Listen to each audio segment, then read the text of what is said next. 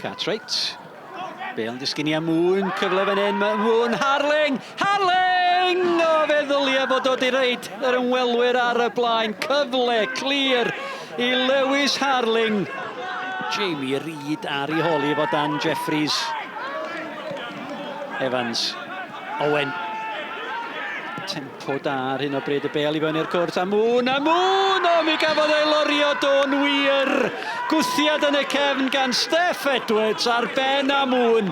Cic o'r smotin i'r ymwelwyr. Y gwthiad gan Edwards. Cic o'r smotin. 38 munud wedi chwarae.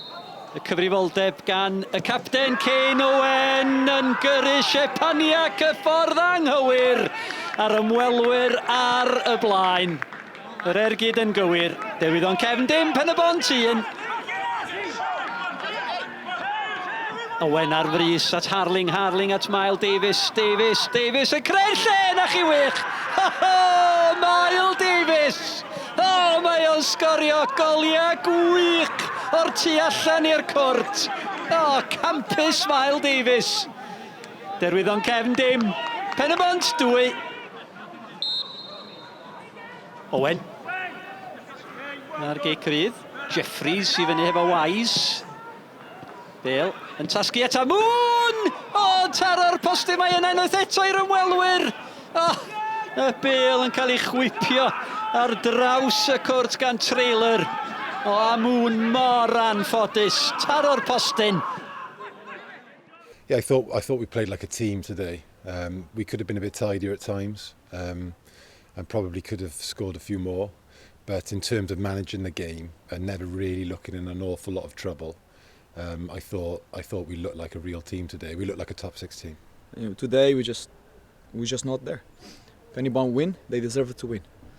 I'm not sure if it's a penalty or not, but that's not the point. Because the 30 minutes before the penalty, we were not on the pitch. We didn't have the right energy. We didn't do the things we did against Carnarvon, and basic things: energy, going for challenges, and then when we had the ball, put the ball on the ground and play. Today, we didn't show up. So very disappointing. Obviously, we're back to ground zero. After a good win, and then we think, okay, now we can take care of this and move forward, work on it. No, it's a step back. Lewis Harling yn pasur Bale fi eto.